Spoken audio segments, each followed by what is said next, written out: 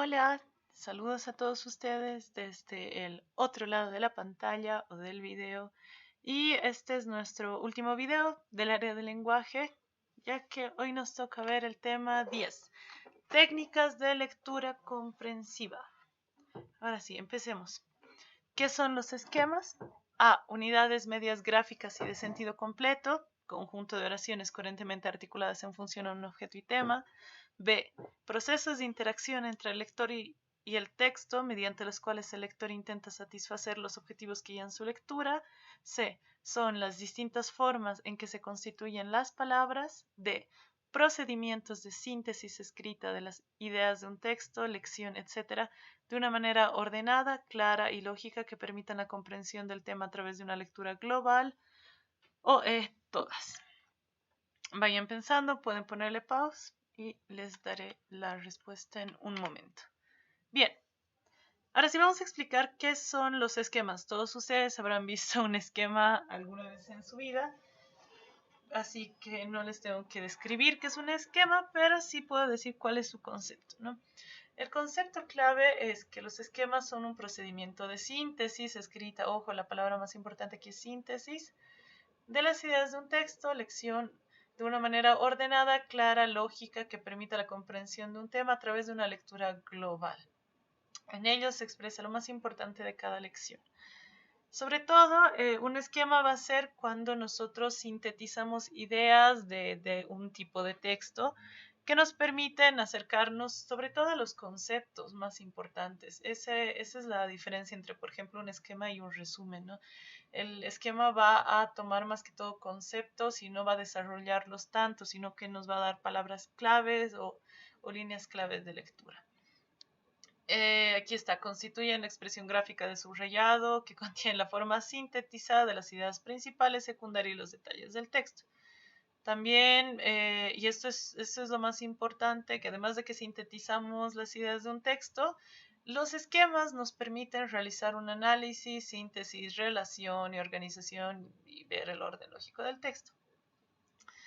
Entonces, es importante porque no solo sintetizo el texto, sino que hacen todo el trabajo mental de sintetizar un texto, de encontrar palabras clave, de que ustedes organicen eso, le den un orden lógico. En realidad, el esquema, la utilidad del esquema no está en que ustedes le vayan a dar ese esquema a otra persona y que esa persona entienda el texto. No, el esquema, la utilidad del esquema está en que la persona que lo hace para hacerlo tiene que entender, que pasar un proceso mental para hacerlo. Entonces, es por eso que tienen que practicar capacidades de análisis, síntesis, relación, objetivo.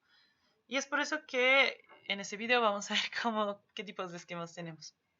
Aquí es lo importante, como dice, lo importante de realizar un esquema es que de un solo vistazo obtengamos una idea clara general, seleccionemos, profundicemos contenidos básicos, analicemos para contenidos para fijarlos en nuestra mente.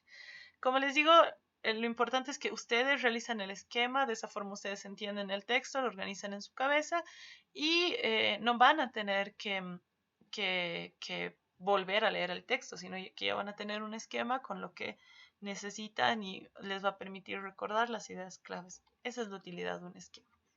Por eso, tanto en colegio como en algunas carreras de las universidades, pues los esquemas son muy utilizados. Lo van a ver toda su vida, queridos. Ahora sí, entonces, ¿cuál era la respuesta de qué son los esquemas? Pues la respuesta era la letra D. Los esquemas son procedimientos de síntesis escrita de las ideas y bla, bla. Ese es el concepto general que les he dado. Ahora sí, sigamos. Como en todo lo que hemos visto estos videos, todo tiene, o sea, todo está clasificado por tipos, por formas, etc. Y vamos a tener tres tipos de esquemas. El primero es el esquema de desarrollo, que es uno de los más utilizados en el ámbito académico, porque es uno de los más fáciles, no fáciles por su facilidad de comprensión, sino porque no pide que dibujen ni vean espacios. ¿Qué hace este desarrollo? este esquema de desarrollo. Bueno, se expone sucesiva y jerárquicamente de una manera lógica organizada cada idea. Existe una idea principal, varias subordinadas y cada línea es una idea. Como les digo, estos no son los esquemas que se hacen con corchetes, con líneas que vamos a ver más adelante, ¿no?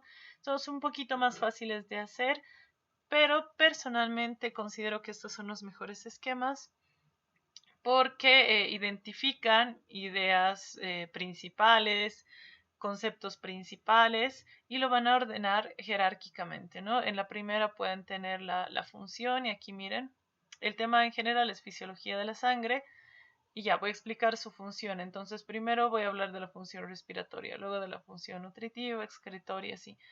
Y en estos esquemas de desarrollo, generalmente lo que se hace es señalar o sea, dividir con números, ¿verdad? Si tu texto, por ejemplo, si tu tesis, recordando lo que hemos visto en las anteriores, está acá, o el tema del que vas a hablar y no tienes tesis, pero vas a hablar de la fisiología de la sangre y tus párrafos, digamos, de desarrollo o argumentativos, que serán tres, o puedo dividirlo en tres, primero voy a hablar de la función, luego de las propiedades físicas, pues estos pueden ser señalados con un número, ¿no? Mi primer argumento grande, digamos, o mi primer contenido grande, lo voy a señalar con el 1, y como este se subdivide, pues lo puedo subdividir 1.1.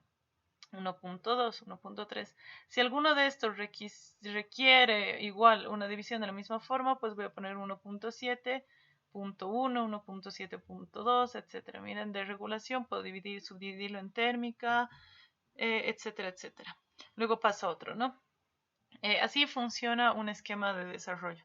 Acá yo les he puesto uno que yo he hecho para una exposición hace un tiempo. Porque sí, de hecho se utilizan mucho este tipo de esquemas en todo lado.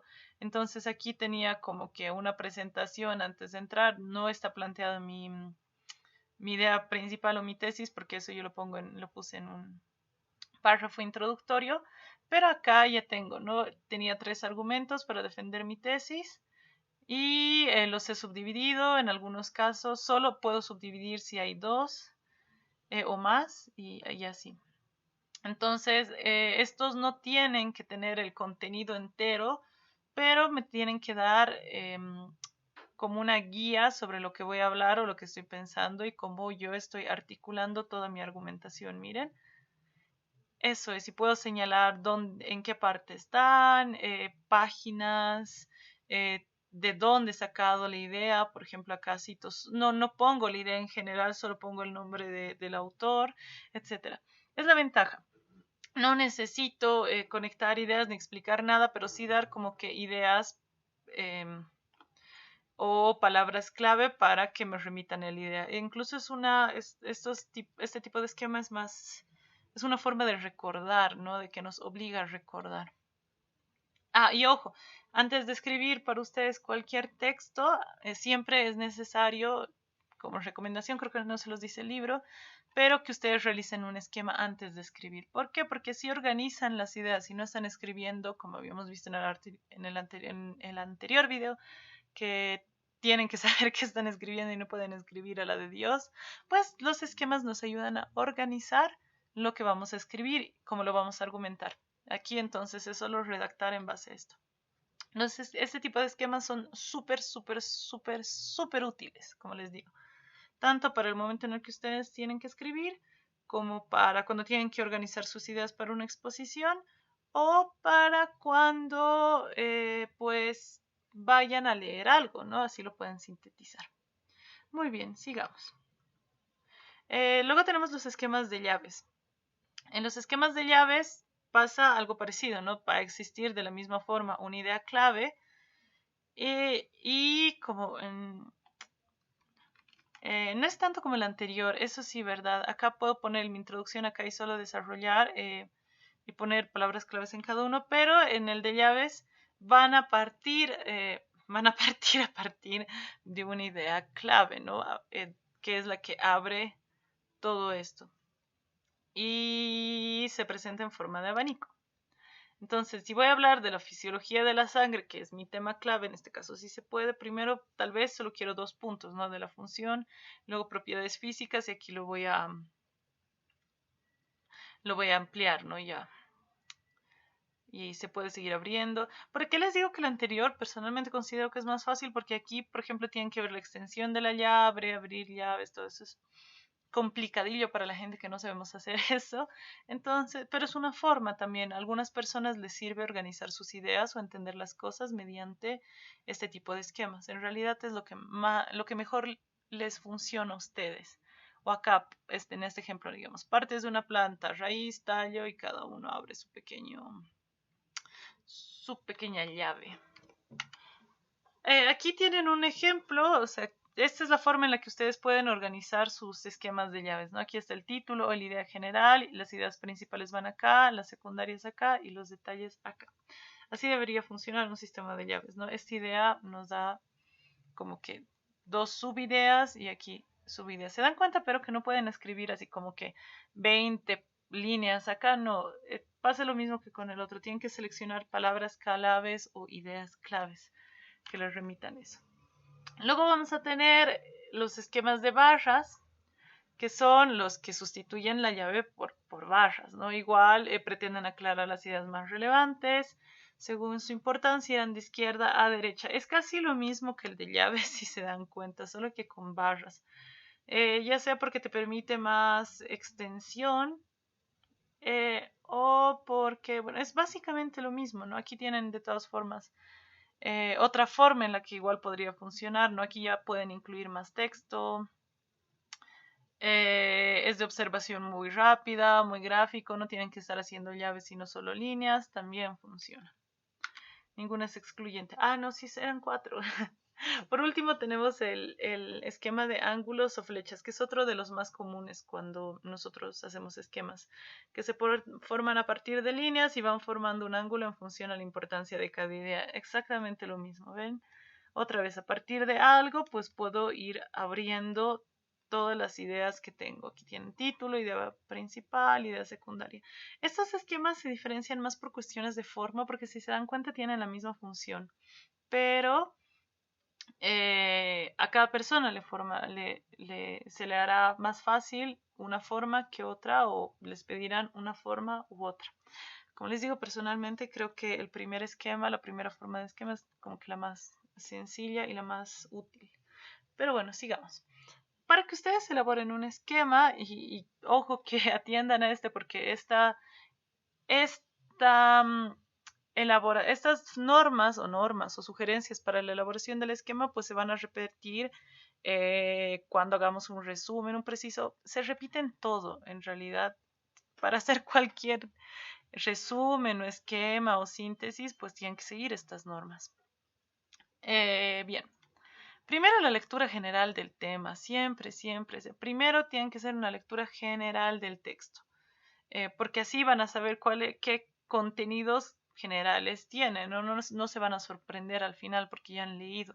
Una que tienen la lectura general van a hacer una lectura comprensiva y van a subrayar los conceptos, van a jerarquizar ideas principales, secundarias, así. Pero lo importante es que recién en la segunda lectura es la comprensiva. Nunca pretendan entender a la primera porque les apuesto que no van a entender todo o se van a saltar muchas partes y puede que su lectura no sea lo correcta o pertinente al texto. Entonces siempre la lectura comprensiva. Luego es que empleen palabras o frases muy cortas sin ningún tipo de detalle, su forma breve. Aquí no estamos desarrollando ideas, sino estamos destacando los conceptos o la información más importante, ¿no?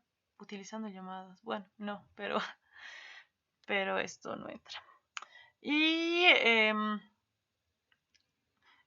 aquí nos dice que el encabezamiento del esquema debe expresar de forma clara la idea principal y debe permitir descender a detalles que enriquezcan la idea.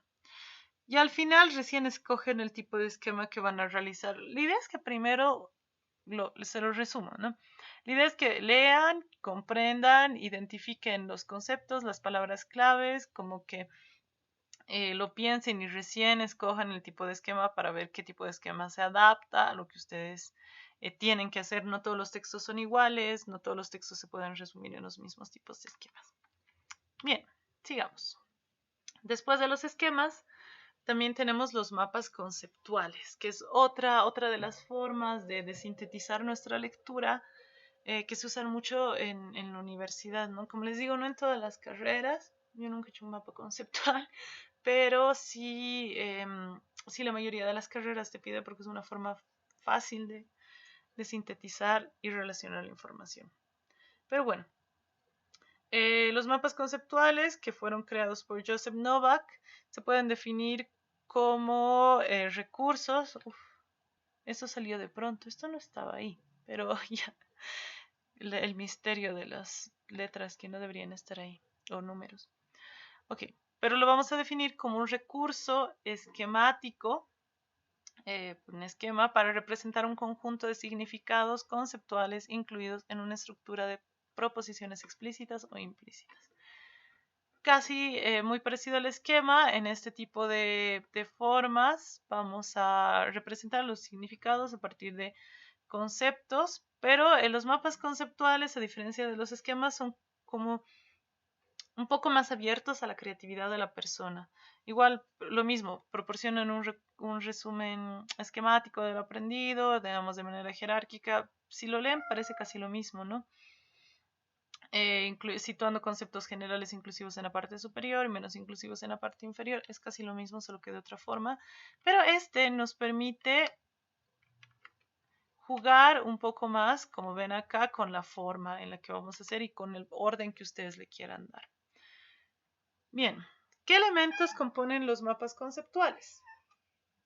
Los mapas conceptuales lo van a componer conceptos, siempre. Ahora, dependiendo del tipo de texto del que ustedes estén haciendo un mapa conceptual, van a ser diferentes los conceptos. Por un lado, pueden tener conceptos que designen imágenes de un objeto de conocimiento. Por ejemplo, puede ser casa, como decía, casi estoy hablando de la sangre, pues mi concepto va a ser sangre.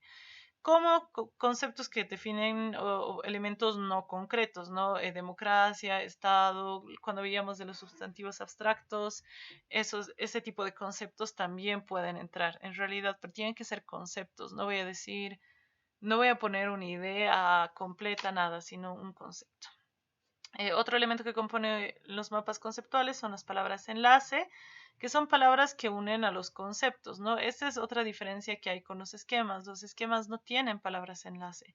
En cambio, los mapas conceptuales sí. ¿Por qué? Porque estos enlaces nos permiten unir la relación que tiene cada concepto o los significados o lo que vamos a decir de cada concepto. O sea, en realidad, las palabras enlace nos sirven para hallar la conexión y crear conexión entre los conceptos. Y por otro lado vamos a tener la proposición, que son frases coherentes acerca de cierto objeto o suceso del universo, bueno, de lo que ustedes están hablando, de los conceptos, que pueden tener dos o más conceptos unidos por palabras enlace y se le suele llamar unidad semántica. Eso es súper raro, ya. Ahorita lo vamos a ver. Pero la idea es, o sea, la proposición sería la unión del concepto, de los conceptos que ustedes van a poner con las palabras enlace y se las va a llamar unidades semánticas, o sea, unidades de sentido, ¿no? Ahorita lo vamos a ver. Por ejemplo, yo voy a decir algo de este subtema, ¿no? Y a esto, a la unión de esto y esto le voy a llamar proposición. Porque esa es la idea que quiero dar. Tengo esta idea como esta idea. Y aquí voy a poner un conector o el tema central con esta idea. Esas son las proposiciones. Y bueno, pasando, ¿cómo se representan o qué? Ahora sí, ¿cómo se hace un mapa conceptual? Bueno, el mapa conceptual es un entramado de líneas que se unen en distintos puntos utilizando fundamentalmente dos elementos gráficos, elipse u óvalo.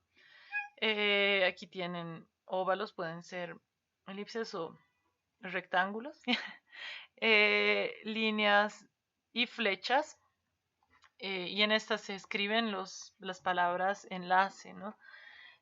Aquí nos van a decir también que pueden ser flechas, pero el uso de flechas depende del tipo que estén haciendo. Si, como el libro dice que si no están subordinadas, o sea que si una no subordina a otra, pues puedo poner una flecha como indicando que esto viene después de o es otra cosa.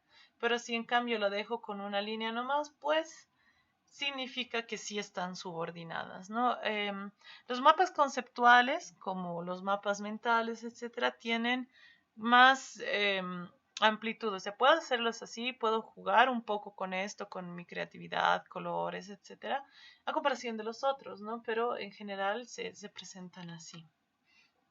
Ahora sí, este es un mapa conceptual de modelo lineal que presenta ideas jerarquizadas. Hoy van a ver, digamos, este es un mapa conceptual sobre mapa conceptual, ¿no? Los mapas conceptuales representan conocimiento organizado, son necesarios para las preguntas clave, etc. Ayudan a responder, se dan cuenta porque se vuelve bien complejo, ¿no? Y bien grande dependiendo de lo que quiero decir y cómo quiero hacerlo. Por eso para temas que tienen mucho concepto interrelacionado, como ustedes van a ver seguro en medicina, pues esto les sirve pues de maravilla, ¿no? Porque si se relacionan, si hay que ver, entonces un mapa conceptual les sirve. Ahora sí, para la elaboración del mapa conceptual. Bueno, este es un mapa mental. Los mapas mentales son más bonitos porque tienen más colorcitos, más figuras, ¿no? Porque es para que uno entienda. Pero la idea es de variaciones casi la misma. Ahora sí, ¿qué tenemos que tomar en cuenta para realizar un mapa conceptual? Primero, otra vez, la lectura del texto, por eso les digo que se repita. La segunda, distinguimos ideas principales y secundarias, identificamos el texto, entendemos el texto. Luego establecemos la jerarquía de las ideas. Esto quiere decir que si mi texto habla de papas, no voy a jerarquizar un dato que hayan dado de sandías, ¿no? Así digamos que por ahí han metido un dato y no es que voy a jerarquizar eso, sino que voy a distinguir pues la jerarquía. Si mi texto habla de papas, pues veré qué es lo más importante que dice de las papas o jerarquizaré las papas. Y bueno, y para elaborar un mapa, pues también tenemos que conectar las ideas principales, secundarias, para hacer esto, para unir estos. La idea es que analicemos cómo está funcionando el texto, cómo se unen los conceptos. Eso es lo importante, como hemos visto antes, ¿no? La idea es que ustedes entiendan cómo se elabora ese texto, que piensen eso antes de escribir, porque si lo hacen a la de Dios, pues van a tener que rehacer muchas veces. Hay gente que hace sus esquemas, pues a la primera lectura ya está haciendo su esquema, pues van a cometer muchos errores porque no están entendiendo cómo funciona el texto y ya están haciendo una lectura del texto. Pero bueno, las funciones. ¿Para qué nos ayuda a hacer un mapa conceptual? Estimula la creatividad porque nos permite la asociación libre de ideas, es un poco más libre. Planifica las tareas de forma libre y ordenada, nos permite visualizar conceptos y su relación, que es lo más importante. Comunicar ideas ordenadamente, almacenar información de modo organizado, eso también es súper importante, y relacionar contenidos entre sí, ya que los mapas pueden unirse a otros mapas. Lo más importante es que de esta forma ustedes almacenan contenidos de un modo organizado, como les digo, jerarquizan, ven, ustedes hacen trabajo en su mente. Estos mapas tampoco no sirven tanto para el otro porque el otro no ha tenido la misma lectura que tú, pero te sirven a ti, en tu cerebrito. Y otra vez, volvemos a la utilidad, que nos ayuda a revisar temas avisados antes de un examen. Por ejemplo, si ustedes en un tiempo pues han llevado, no sé, algo sobre la sangre y ya tienen su esquema o su mapa conceptual, entonces no tienen que volver a leer todo el texto, sino que como ya lo tienen, ya saben qué conceptos hay, qué es lo importante y pues ya lo tienen y eso les ayudará a recordar el tema. También nos ayuda a memorizar de forma comprensiva y visual porque al momento de hacer las cosas, no solo de leerlo, están memorizando ustedes. Y bueno, de esa forma adquieren un aprendizaje significativo. Significa que no es que lo van a olvidar mañana, sino que lo van a poder aplicar, lo van a recordar, etc. En realidad, cualquier tipo de trabajo que se haga con un texto permite un aprendizaje significativo, ya sea esquema, mapa conceptual, resumen, porque ustedes no están copiando solamente o leyendo solamente, sino que están trabajando y dándole sentido a su texto. Eso es súper importante. Ahora sí, pasamos al resumen. Y vamos a otra cosa, otra forma que se utiliza mucho en todo lado, ¿no? Para aprender. Aquí vamos a tener, bueno, el concepto del resumen es que el resumen es un trabajo de abstracción o separación o discriminación de lo importante y lo que no es. Esa palabra es bien curiosa, ¿no? Le damos otro contexto, pero discriminación significa que estamos como que rechazando y sacando afuera lo que no nos sirve. Así lo toma. Entonces, en el resumen, abstraemos, separamos y echamos lo no importante. Pero la característica fundamental del resumen, no, y esto es bien curioso. Acá el libro, su libro, les dice que es estar hecho con las mismas palabras y la misma lógica del texto. Si existirían algunas modificaciones, estas serían en atención a la coherencia y cohesión del escrito. El resumen, en realidad, lo que nos permite es hacer una síntesis del texto como hemos visto antes, sí, eh, pero escrita, a comparación de los esquemas que solo agarran conceptos y ya. El resumen sí lo escribe, sí, sí puede abarcar más ideas, sí puede abarcar la lógica del texto, puede escribir mucho más, ¿no? Y es un texto más rico en ese sentido porque nos permite, como les digo, recuperar ideas más grandes o más sentidos que nos dé un texto. Pero aquí es algo con lo que voy a pelear más adelante porque también el libro se contradice, es que el resumen más bien no está hecho con las mismas palabras. De hecho, si fuera que está hecho con las mismas palabras, solo sería la copia de las ideas más importantes, ¿se dan cuenta? Más bien, el resumen lo que busca es que ustedes procesen la información y puedan decirlo con sus propias palabras. Porque eso es súper difícil, no solo si has entendido un texto, puedes decirlo con tus propias palabras.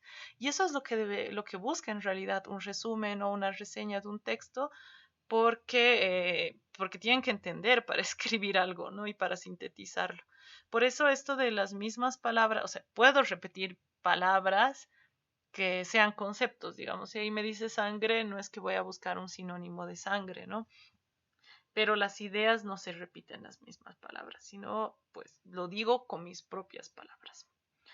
Pero bueno, eso es lo que les dice su libro y mucho tienen que seguir de lo que dice su libro, pero yo les aclaro que no es tan así.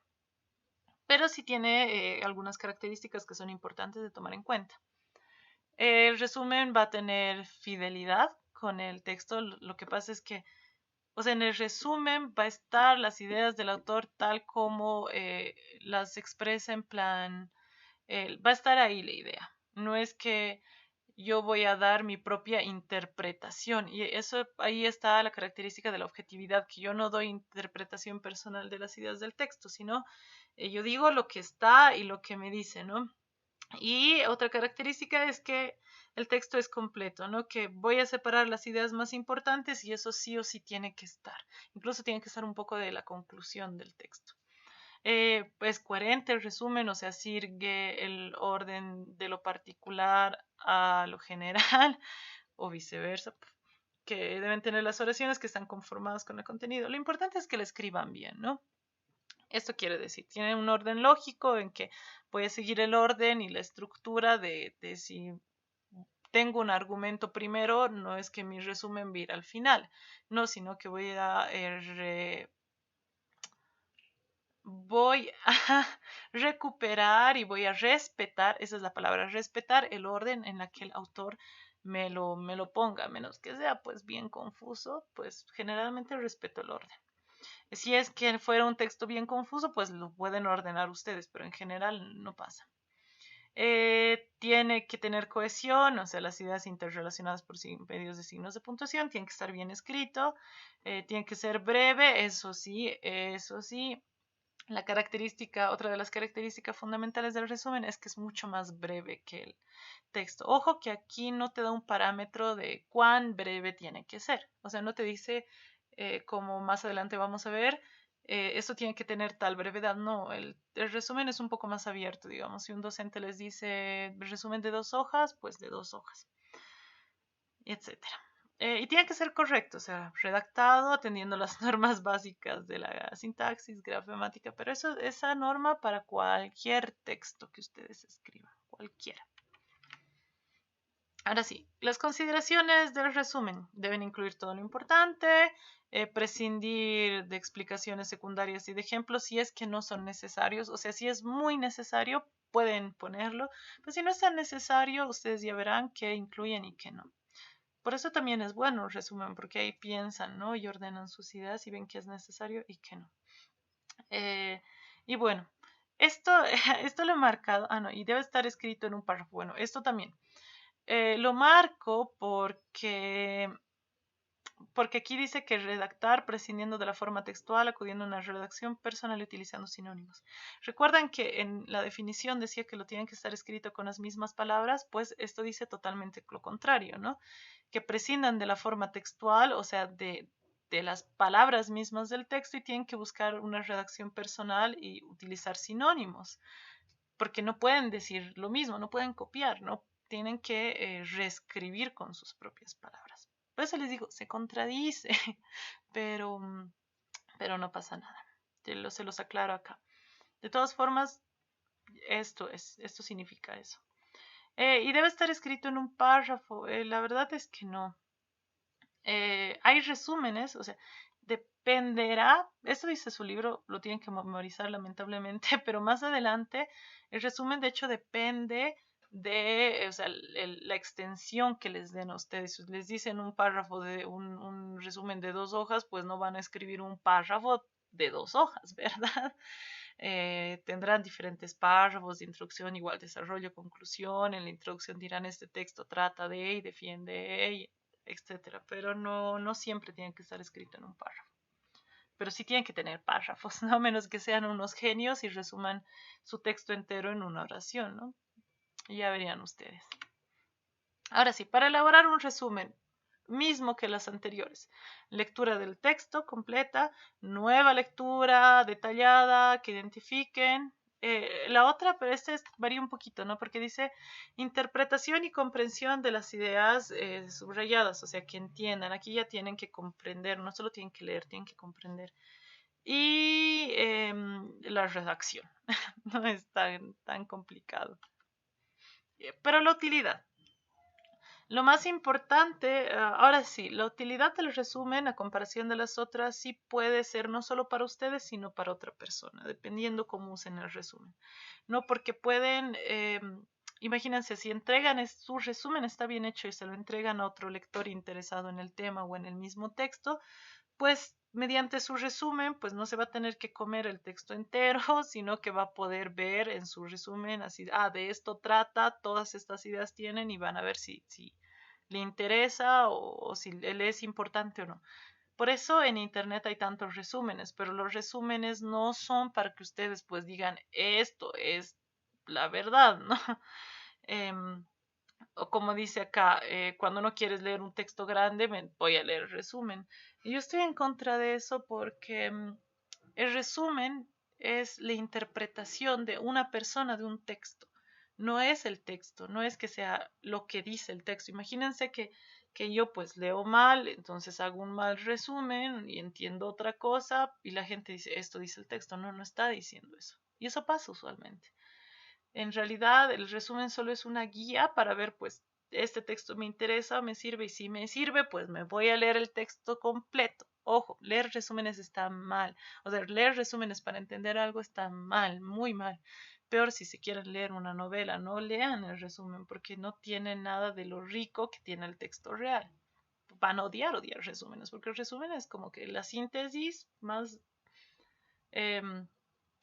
académicas y como de esto se trata, nada más. Por eso el resumen también es útil para el otro.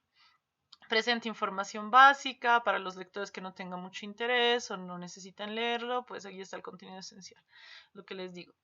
Sirve como medio para la difusión de la información fundamental en artículos, informes, claro. Imagínense, los resúmenes igual sirven para la difusión. Imagínense que hay un artículo muy bueno, yo puedo poner un resumen como que invitando a la gente a leerlo o diciéndole como que hay esto. Los resúmenes nos invitan a leer cosas. Es lo que les digo. Y favorece la comprensión de un contenido para facilitar su estudio. Es lo que les digo también. Eso es más para ustedes, ¿no? Si ustedes hacen un resumen conscientemente, pues van a entender el texto. Ahora sí, nos vamos a otra forma de resumen, el que es el preciso. Y aquí es donde me voy a pelear con el libro. Y en serio me voy a pelear.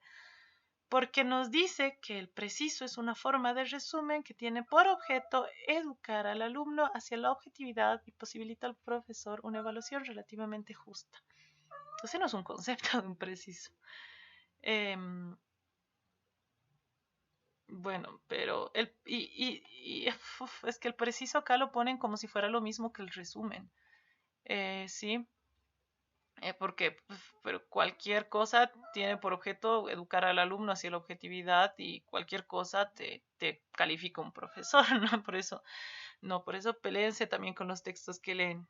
Pero bueno, si se lo tienen que memorizar, ni modo, lo siento, pero no es. De hecho, y acá nos dice, ¿no? De para qué sirve un preciso conducir al alumno a la reflexión. En realidad, toda lectura de cualquier texto nos tiene que hacer reflexionar o pensar, fomentar su creatividad. Ya vamos a ver qué tanto en un momento y formar su estilo, su propio estilo. Y esto es que no, que no, que no, que no. Pero ya, según esto, el resumen tiene que referir todos los pensamientos esenciales con los respectivos detalles sustanciales del texto sin cambiar su significado o sin interpretación. O sea, es lo mismo que un resumen, si se dan cuenta. Eh, pero, a ver, ya, la característica del resumen, digo del preciso, y yo se los digo ahora sí, es que el resumen, si se han dado cuenta, es decir las cosas con mis propias palabras. En cambio, el preciso hace lo que decía el resumen al principio, ¿no? El preciso más bien lo que hace es toma la misma forma, o sea, más bien lo que el preciso hace es como que tomo el mismo tipo de palabras, el mismo tipo de forma eh, para... Ay, hay un gato llorando, no es mío, no se preocupen, es porque no le dejo salir. Pero el preciso más bien lo que agarra es que entiendas la estructura de un texto y cómo está planteado y repitas de la forma más parecida posible pero en menor extensión. Eso hace un preciso. El preciso usualmente se hace con textos literarios. Por ejemplo, agarran el mismo estilo del autor y con tus propias palabras, pero siguiendo y respetando el mismo estilo, pues voy a poner lo mismo. Por ejemplo, si yo hago un resumen de un capítulo de una novela, pues diré el capítulo trata de esto y esto, esto y esto pasa y esto, ¿verdad? Ese es el resumen. En cambio, el preciso lo que hace es va a contar el mismo capítulo, voy a contar con el mismo estilo, de la misma forma, pero en una extensión más breve. Ese es el preciso, por eso se le llama preciso, porque es preciso con el estilo del texto. Sí fomenta su creatividad porque tienes que contar lo mismo con el mismo estilo, pero con más o menos otras palabras, pero no fomenta tu propio estilo, porque más bien tienes que seguir el otro estilo. Por eso les digo, es como que... Y tampoco interpreta ni cambia el significado, es solo lo repito más pequeño con el mismo estilo. Y si se respetan los detalles sustanciales. Por eso es como que Dios sabe quién habrá hecho este libro, pero lo tienen acá. Las reglas del preciso en este caso son casi las mismas del resumen, ¿no? Mantiene los pensamientos esenciales sin cambiar significado de interpretación. El alumno debe transformar el original a sus propias palabras, pero ustedes ya saben que tienen que respetar el estilo. La reducción debe dar un texto independiente, organizado, legible, lo mismo que en los demás. Pero ahora aquí hay una característica, pero sí más importante, ¿no? A comparación del resumen, en el preciso el alumno tiene que reducir el texto a su tercera parte. Esta es ya una característica más específica y esto es más real. Pues si el texto tiene 600 palabras, el resumen, pues, el preciso llevará solo 200 y será lo mismo, ¿no? Es como que reducir con la misma forma, no cambio la forma, reduzco solamente. Aquí está, ve, esta es la definición del preciso real. El preciso debe mantener la forma original. Si es narración, descripción, el preciso va a ser lo mismo. Para conservar el espíritu del autor, el alumno debe previamente captar las características del texto, elección de palabras, posición de las mismas, incluso tienen que mantener la posición y el tipo de construcción de oraciones. Por eso es más complejo hacer un preciso, pero hay momentos en los que se necesita hacer un preciso. Si el alumno ha captado con exactitud lo esencial, debe reformular un título adecuado, ¿no? El título es importante. Eso es también bonito en el preciso. Si bien en el resumen pueden poner resumen de tal cosa, así simple, llano. En el preciso, pues vamos a reformular al título dependiendo al título real, al estilo, etcétera. Si tiene un título pues bien rarito, voy a hacer otro título bien rarito que haga referencia a eso. Ahora sí, pasos para elaborar el preciso. Casi lo mismo, ¿no? Comprender el texto, pero este sí nos pide leer más veces porque tienen que captar más cosas, ¿verdad? Reconocer la estructura y esto, encontrar subtítulos para las partes, eso no tiene sentido, ¿no? Esto lo pueden hacer, por ejemplo, cuando hacen un esquema, sí le encuentran subtítulos. En realidad, al momento de hacer su esquema, sí. Pueden hacer un resumen a partir de un esquema y tienen que encontrar subtítulos para las diferentes partes, eso es siempre, pero no es que tienen que poner los subtítulos. Bueno, vamos a verlo más adelante. Concretar anotaciones, resumen, lo mismo.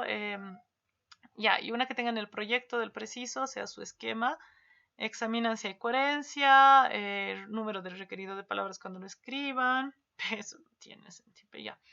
Vean cuántas palabras tienen que ser, se toma el original, se compara con el proyecto, aquí debe ver si el preciso transmite al lector lo que nosotros... Lo mismo, tienen que reducir, tienen que ver lo esencial del texto, ver cuántas palabras les vas a ocupar, cómo lo van a hacer y finalmente escriben, ¿no? Pero esto de los subtítulos alude al esquema, a los esquemas que habíamos visto, ¿no? Donde van poniendo solo las ideas. Pero bueno, ahora sí, aquí entra algo también importante que es cómo corregimos y evaluamos el preciso. En realidad, si es que les piden un preciso, cómo se corrige y evalúa. Por el número de palabras, obviamente, porque tiene que ser la tercera parte. Si hubo acertada subtitulación de las partes en las que ha dividido el texto. Es que aquí les digo, o sea, no es que depende del texto. Si el texto tiene subtítulos, pues ustedes pondrán subtítulos. Pero no es que un preciso tenga que llevar subtítulos. Evidenciar si hay coherencia en todo van a ver en su resumen, en sus en sus mapas mentales, en todo tiene que haber coherencia. Si el alumno evidencia la comprensión del texto original porque ha mantenido el espíritu del mismo, en cualquiera de estos no tienen que añadir nada suyo, sino tienen que repetir lo que hay, lo que dice el texto. La ortografía, puntuación, construcción de estructuras. Eso es. Oh, ya hemos acabado. Bien, no les he puesto ejemplos acá porque el video iba a ser muy largo y son 42 minutos de video.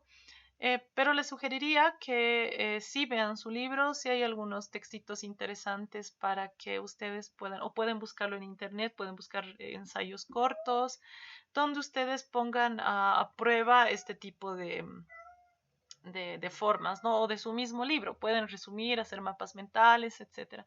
Inténtenlo, trabajen porque, y no he copiado ejemplos porque los ejemplos del libro que tienen acá son muy mal hechos y no hay ejemplos de precisos en internet porque no es bien rara esta forma, ¿no? Y se lo usa en algunas ocasiones.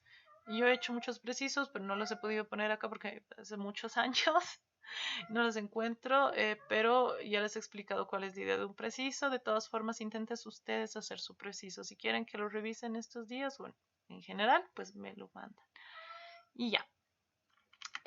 Muchas gracias, hasta la próxima. Me despido. Acá estoy. Ya bueno, no soy yo, pero ahí está. Es la idea, soy un robot hablándoles. Que les vaya muy bien en el examen y no se olviden que el lenguaje es una cuestión de lógica. Piensen, muchachos, piensen. Que les vaya muy bien. Gracias.